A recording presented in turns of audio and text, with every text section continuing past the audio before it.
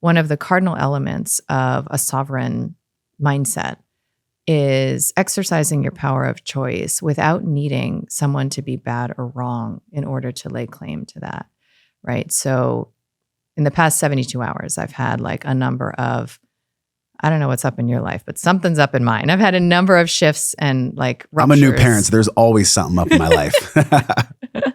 Amazing.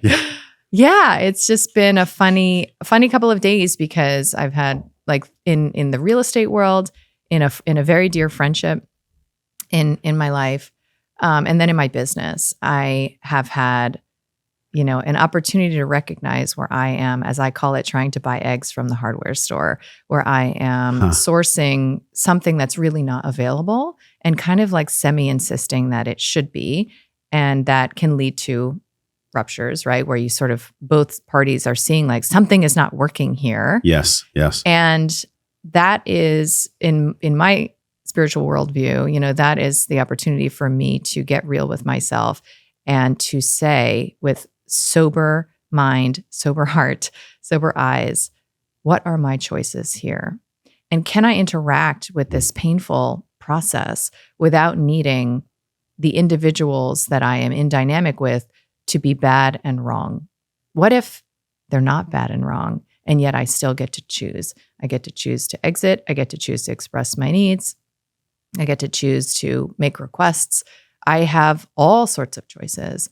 And I would never be aware of those choices if my energy was focused on being right about how wronged I've been.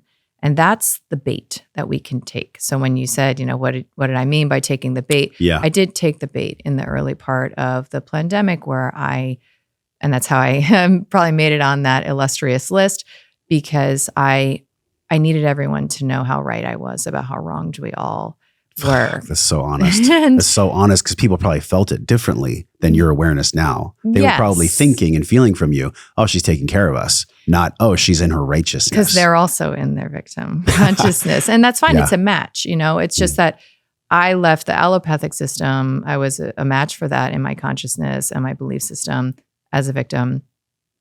And then I just sort of like subtly transitioned. I greenwashed it, right? And I subtly transitioned it into the activism space, and had grew a huge following and had a lot of success because there's a lot of folks in that consciousness, right? And there still are. And as I've transitioned into wherever it is that I'm transitioning, which is to really focus on my inside work and to begin to explore the edges of sovereignty and just sort of dip a toe in. I certainly wouldn't describe myself as a sovereign woman. I'm just learning what that means. But my sense is that it is really non-referential, right? It's non-oppositional. It's not that I am against, and it's not that I'm not against, right? It's just that it's like irrelevant. There's a space in between though, because love protects children. Like if somebody attacked your daughters, you would defend, but you're not welcoming that attack. You're just defending if it comes by. So there's the other side of that where we're in constant hypervigilance and defense mode, where it really, like nature abhors a vacuum, attracts those kind of experiences to us. Go into that a little bit. That's important. Yeah, that's I don't pretend to be a law of attraction expert by any stretch, nor am I even thoroughly a believer. I think it's the most abused, misunderstood thing out there.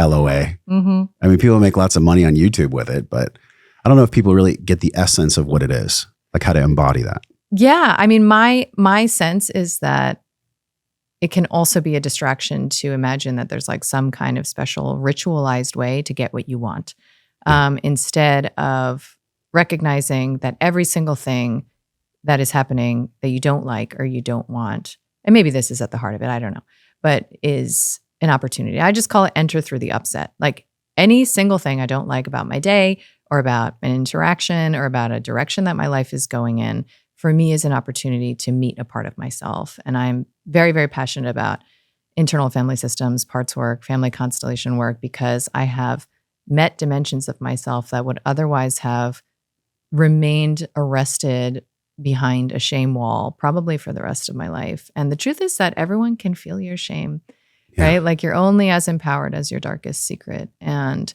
it's felt, it's felt. And that's why our what it is to be like in a room together, like what it is to be with someone, what their physical appearance, how it manifests. It shifts as we begin to de-secret these aspects of ourselves and really to our own awareness, right? Like that is the all-seeing eye is really like our own conscious awareness, our own masculine energy, if you will. We absolutely get to go into IFS and Schwartz, but can we go back like to that juxtaposition where on one side you're the mother protecting her children, I'm the father protecting my children. Yeah. And then also we don't want to be in vigilance mode to the CDC and, you know, the doctrines and dogma that's coming down from a place of fear itself. Yeah. So how do we manage those two? So I have found, right, so in 2016, there was a barrage of death threats that I experienced, like on social media, on Facebook at the time, before I was uninvited to play on Facebook. From the Rogan podcast? No, actually, it started with a home birth article that I wrote, believe it or not. That's right. Super funny and weird, or not. And it was a bunch of pharma subsidized quote unquote feminist groups. And it's interesting how I've come through this arc of understanding feminism as a construct. Check out some of the videos on this screen that are perfectly curated based on the video you just saw. Make sure you follow me and I'll see you in the next video.